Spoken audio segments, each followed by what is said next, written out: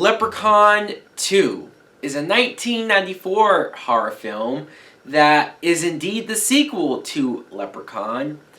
It's funny that they rushed into production to make a sequel to Leprechaun just 1 year after that first film, because that first movie was made for less than $1 million and it made over $2 million in the theaters. So I guess it makes sense for why they would go and make another film. But I feel like their plan in making the second movie was, let's see how much worse we can make a Leprechaun movie. Because as bad as that first movie was, this is even worse. The plot of the film is, at the beginning you see over 1,000 years ago, the Leprechaun had this guy as a slave. He made a deal with him saying, if I get to marry your daughter, I will let you go as a slave.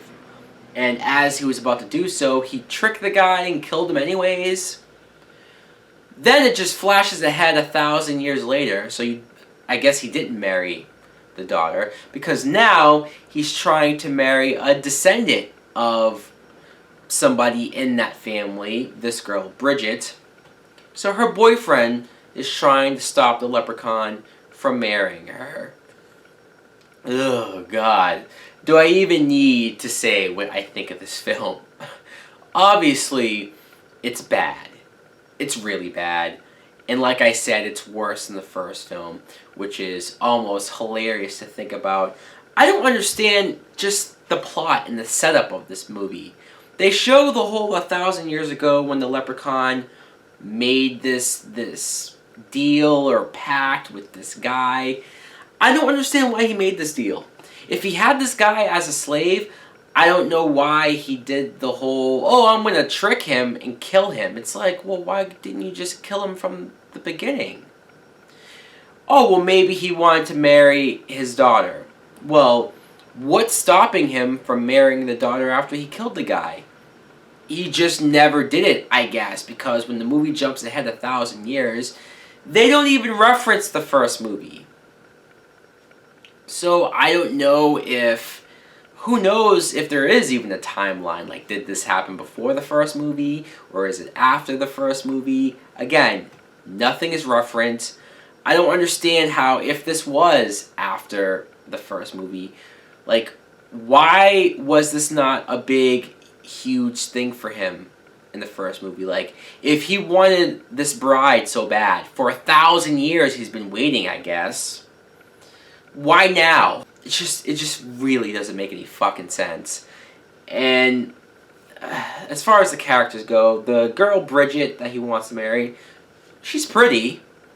And she's not that bad of an actress. I think I just would have liked to have maybe her be more the main character, because once she gets taken by the Leprechaun, it's up to her boyfriend to try to save her. And I wasn't really interested in the boyfriend at all. Him and this guy, Morty, I didn't care for them. They tried to be the comic relief and be goofy and funny as they were trying to stop the Leprechaun. None of it was funny. The Leprechaun, Warwick Davis, I guess he does what he can. I mean, he's not as funny to me like he was in the first movie, but it's really the only thing going on in this movie that is, I don't even say worthwhile, because even he doesn't help it. You do have his pot of gold. It's there. It's not as much of a focus because, like I said, it's him trying to marry this girl. I don't know. You can respect the fact that they're going for a horror comedy, so it's supposed to be over the top and it's supposed to be wonky and goofy and all this stuff. I think I would like this franchise better if it was more bloody, was more violent. And I'm not saying serious.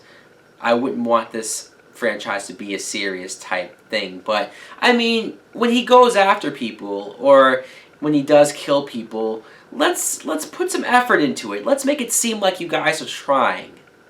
Because I can only think of one scene really where he kills this guy. And the way he does it is he tries to trick the Leprechaun into trapping him in a safe because I guess iron is his kryptonite. Who knew? I guess you don't need a 4-leaf clover anymore like you did in the first movie.